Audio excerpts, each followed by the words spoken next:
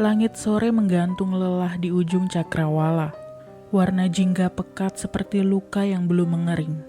Udara hutan mulai menipis, seolah waktu menahan nafas, menunggu sesuatu yang tak kunjung datang. Mobil tua yang mereka tumpangi terguncang pelan, melewati jalan berbatu. Di balik kemudi, Yusuf, pemandu gunung yang mereka sewa, memicingkan mata ke arah kabut tipis yang turun mendadak. Jam tangannya menunjukkan pukul 17.46. "Desanya tinggal belok kanan, Mbak," kata Yusuf tanpa menoleh. Suaranya nyaris tertelan gemuruh jauh dari dalam hutan. Andini, 32 tahun, perempuan bertubuh kecil dengan rambut dikuncir, duduk di kursi belakang sambil memeluk tas carrier. Di sebelahnya duduk Nanda, sahabatnya sejak SMA. Lalu ada Dian, si paling skeptis, dan Reno, pacar Dian, yang lebih sering asik dengan kameranya. Pendakian mereka gagal, cuaca memburuk, sinyal hilang, dan radio rusak. Yusuf mengusulkan untuk bermalam di desa Randu Alas, desa yang katanya masih bisa dijangkau sebelum malam. Tapi saat mobil mereka berbelok melewati celah pohon randu besar, jalanan berubah aneh, lebih halus, lebih tua, dan begitu mereka masuk desa, langit tetap jingga, seperti maghrib yang beku. Tak naik, tak turun. "Desanya sepi banget ya?" tanya Dian pelan. Tak ada jawaban. Rumah-rumah kayu berjajar rapi, pintu tertutup rapat, tapi di tiap jendela ada wajah-wajah yang mengintip. Diam, tidak bergerak, hanya menatap. Yusuf menghentikan mobil di depan rumah besar, dengan pendopo lebar dan pilar kayu jati. Seorang wanita tua berdiri di depan pintu. Bajunya kebaya hitam, rambut digelung, dan wajahnya tenang, terlalu tenang. "Sugeng rawuh, cah-cah kulo, monggo mlebet, wis magrib, ora becik kloyoran." Andini menelan ludah. Jam tangannya juga menunjukkan 17.46. "Baru juga sore," bisik Nanda. Tapi angin yang lewat membawa aroma menyengat, bau dupa yang dibakar berhari-hari, dan entah kenapa, jantung mereka mulai berdetak lebih cepat saat mereka melangkah masuk. Di dalam rumah, waktu terasa lebih aneh. Jam dinding berhenti, kipas angin berputar tapi angin tak terasa, dan bayangan tubuh mereka tak sesuai arah cahaya. Andini mulai merasa ada yang salah. Ia melirik jendela. Langit masih jingga, padahal mereka sudah makan malam, sudah mandi, sudah duduk selama hampir 1 jam. "Bu, sudah jam berapa ya sekarang?" tanyanya pada si nenek. Perempuan tua itu tersenyum, senyum yang tidak menjangkau matanya. "Maghrib, Dok, maghrib terus." Malam itu, suara azan terdengar 3 kali, bukan dari speaker, tapi dari dalam tanah. Samar, bergema, seperti dilantunkan oleh sesuatu yang terkubur. Reno tertidur duluan. Nanda bicara sendiri dalam tidur, menyebut nama seseorang yang tak dikenal. Dian tidak bisa tidur dan terus menatap ke jendela. Andini keluar kamar, gelisah. Ia melihat keluar. Lorong desa tampak seperti lukisan. Kabut turun rendah. Pohon-pohon bergoyang pelan. Dan dari kejauhan, ada seorang anak kecil berdiri di ujung jalan, mengangkat tangan, mengisyaratkan, "Ayo ke sini." Jam di dinding rumah pun tetap 17.46.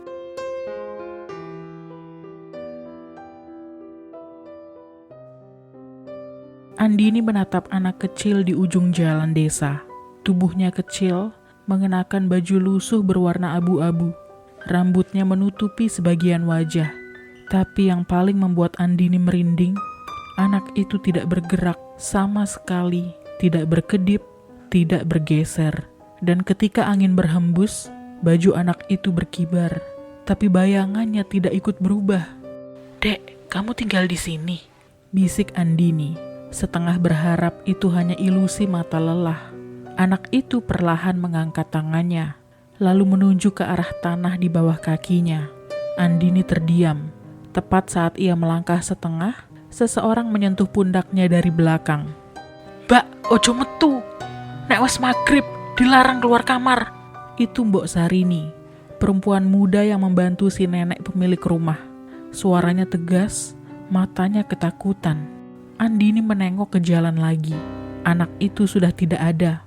Jalan kembali sunyi, tapi sekarang ia yakin bekas telapak kaki kecil tertinggal di tanah basah. Keesokan harinya, meski langit masih maghrib, suara ayam terdengar, dan Mbok Sarini menghidangkan bubur di pendopo. Yusuf sang pemandu, dia tidak terlihat. Kata si nenek, dia pergi ke balai desa untuk lapor keberadaan tamu. Tapi ada keanehan, Dian mimisan tanpa sebab, Nanda tidak mau makan, dan Reno mengaku mendengar suara dari dalam sumur belakang rumah. Ada yang nyanyi, tapi kayak dari dalam tanah, Din. Andini akhirnya memaksa bertanya pada Mbok Sarini saat si nenek sedang pergi. Sebenarnya desa ini kenapa? Kenapa selalu maghrib? Mbok Sarini menggigit bibirnya, gemetar. Ia akhirnya mengaku, desa ini berhenti waktu sejak puluhan tahun lalu. Dulu terjadi gagal panen parah. Banyak anak mati kelaparan. Para tetua desa minta bantuan ke dukun dari Gunung Merbabu. Dukun itu bilang, waktu bisa dihentikan. Asal satu hal, harus ada yang jadi penjaga batas waktu, yang menjaga agar matahari tidak pernah tenggelam sepenuhnya. Dan siapa penjaganya? Anak-anak yang belum sempat dewasa. Reno yang penasaran, pergi diam-diam ke sumur di belakang rumah. Ia membawa kamera. Andini dan Nanda tidak menyadari kepergiannya sampai siang. Ketika mereka mencari, hanya ada kamera Reno di tepi sumur, masih menyala. Dalam rekaman itu, Reno menyorot sumur sambil bergumam. Ini bukan sumur, ini jalan turun. Gua. Lalu suara nyanyian. Suara seperti anak-anak bernyanyi tembang Jawa. Lalu ada suara jeritan. Jangan rekam! Waktu tidak boleh diabadikan.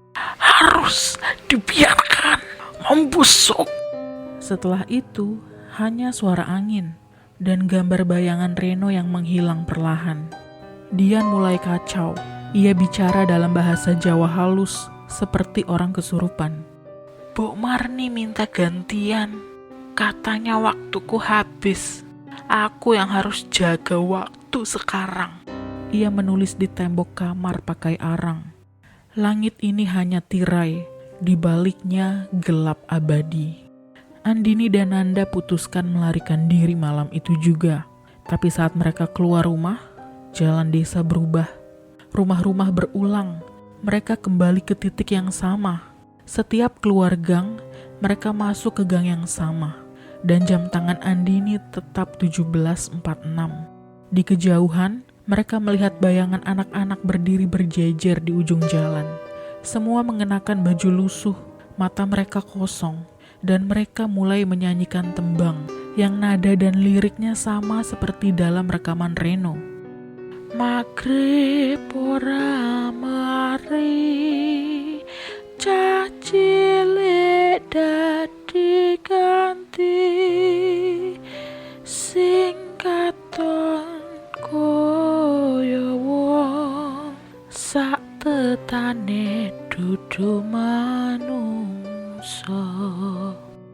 Andini menjerit, dan saat ia menoleh ke arah Nanda, Nanda sudah tidak ada.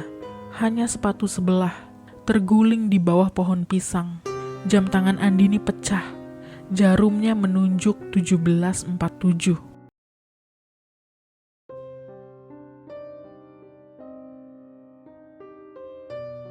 Andini berlari, lumpur membungkus celananya sampai lutut.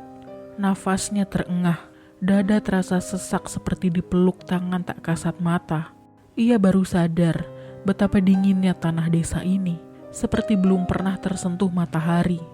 Langit tetap jingga, tapi lebih tua, lebih berat, seperti lukisan yang dilumuri darah yang hampir kering. Ia akhirnya terjatuh di depan sebuah rumah kosong. Kayunya lapuk, catnya mengelupas, tapi pintunya terbuka sedikit, seolah mengundang Andini masuk. Di dalam rumah ada meja makan besar, berderet kursi rotan tua, dan di atas meja tersaji nasi tumpeng, telur rebus, dan kepala ayam hitam. Andini mendekat, Makanan itu masih hangat, tapi tak ada orang di dalam rumah. Hanya satu foto tergantung di dinding. Foto seorang anak kecil tersenyum dengan nama Sulastri, wafat 1992. Andini menoleh ke belakang. Kini ada suara langkah kaki. Anak-anak kecil berjejer di belakangnya. Tubuh mereka kotor, matanya kosong, tapi di tangan mereka masing-masing ada sesajen, kelapa muda, bunga kantil, dan darah ayam. "Kamu belum makan, Mbak?" Suara itu berasal dari anak tertua, matanya hitam seluruhnya. "Kalau belum ikut perjamuan, kamu gak bisa jadi bagian dari waktu." Tiba-tiba dari lantai bawah tanah terdengar dentuman gamelan. Pintu jebakan terbuka sendiri di tengah ruangan. Andini mencoba kabur, tapi lututnya lumpuh. Tangan-tangan kecil mencengkram tubuhnya dan menyeretnya turun. Tangga gelap, berliku, menyempit ke bawah, seperti tenggorokan bumi menelan mangsanya. Di bawah sana, ruang besar, ada altar batu. Di tengahnya, kursi dari tulang manusia. Di atas altar, Mbok Sarini berdiri. Kini matanya hitam penuh. Ia mengenakan jarik batik berlumuran darah kering. "Kamu yang terpilih, Dok. Waktumu yang akan kita ikat sekarang. Biar desa ini gak tua. Biar maghrib tetap di sini selama-lamanya."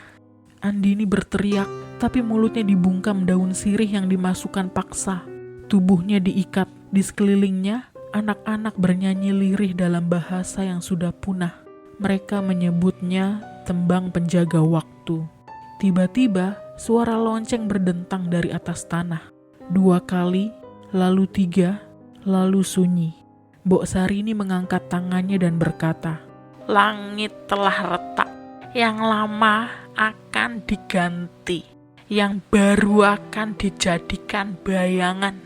Di langit, cahaya jingga pecah seperti kaca. Dan untuk pertama kalinya, jam menunjukkan 17.47. 1 menit lewat, tapi desa tak menerima itu. Permukaan tanah bergetar.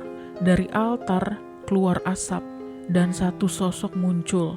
Bukan manusia, bukan jin. Sesuatu yang menyerap cahaya. Matanya banyak, tangannya berjari 11.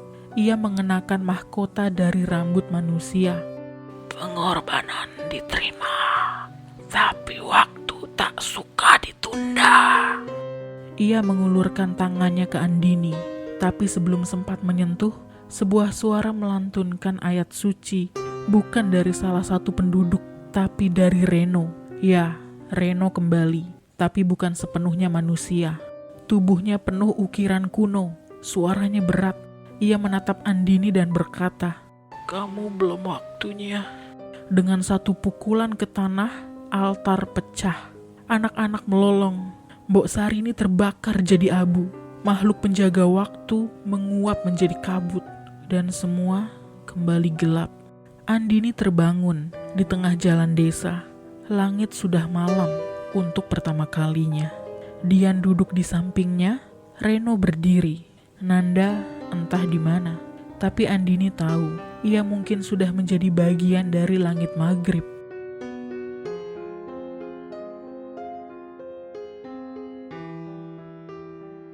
Langit malam turun seperti kabut pekat. Untuk pertama kalinya, langit desa tidak jingga. Tapi itu bukan pertanda baik, karena saat waktu mulai bergerak, kutukan yang terikat pun mulai terbuka. Dian menangis pelan. Ia memeluk lututnya sambil memandang ke arah sisa-sisa rumah yang terbakar. Reno duduk tak jauh dari situ. Wajahnya pucat. Ukiran hitam yang menghiasi lengannya mulai berkilau merah. "Aku bawa sesuatu dari bawah tanah. Sesuatu yang tidak seharusnya ku bawa," ucap Reno. Andini menoleh panik. "Artinya kita belum selamat?" Reno hanya mengangguk. "Langit malam ini bukan milik dunia kita." Dari tengah desa terdengar suara genderang. Suara itu bukan berasal dari manusia. Itu ritme waktu yang marah. Tanah bergemuruh. Satu persatu rumah tua menggeliat, seperti bangunan hidup yang akan berubah bentuk. Pohon-pohon berguguran tanpa angin. Dan dari hutan belakang desa, makhluk-makhluk bermata putih keluar merayap. Andini sadar, mereka belum bebas dari kutukan. Mereka hanya menggeser lapisan waktu. Dian tiba-tiba muntah darah. Ia berteriak, tangannya menuding langit. "Lihat, Nanda! Dia di atas!" Langit terbelah seperti tirai sobek, dan di dalamnya wajah Nanda muncul, pucat, membiru, matanya kosong. Bibirnya bergerak tapi tak bersuara. "Aku pengganti kalian." Lalu dari matanya cahaya menyilaukan keluar. Seketika Reno ambruk. Ukiran di tubuhnya meledak jadi bara. Andini menjerit, memeluk Dian, tapi tanah di bawah kaki mereka runtuh. Mereka terjatuh ke dalam ruangan bawah tanah yang lebih dalam dari sebelumnya. Di tengah sana berdiri pohon beringin putih. Daunnya menyala seperti arang. Akar-akarnya menggantung mayat anak-anak dalam posisi duduk. Dan di pangkalnya jam kayu raksasa berdetak mundur. "Kita di jantung desa," kata suara dari kegelapan. Mbok Sarini, tapi kini wujudnya seperti tengkorak dibungkus kulit tipis. Ia menjilat darah dari jarinya, berjalan perlahan mendekat. "Desa ini hidup karena kalian, karena ketakutan kalian, karena dosa yang tak pernah kalian akui." Andini menggigil. "Apa maksudmu?" Mbok Sarini menyeringai. "Kalian semua sudah menumbalkan satu hal, iman. Kalian naik gunung bukan untuk mencari alam, tapi untuk kabur dari beban. Dan di sini kalian ditagih." Jam kayu berdetak keras. Reno menggeliat. Dian tak sadarkan diri. Dan Andini menatap jam itu. Setiap detik mundur, ia mulai mengingat hal-hal yang ia tekan jauh-jauh. Dosa masa lalu, kebohongan, keputusan untuk berbuat sedikit nakal di atas gunung itu yang ternyata jadi celah. "Waktu menagih semua pelanggaran, Din," bisik suara Nanda dari pohon. Tiba-tiba pohon itu menggugurkan satu daun, dan jam berhenti berdetak.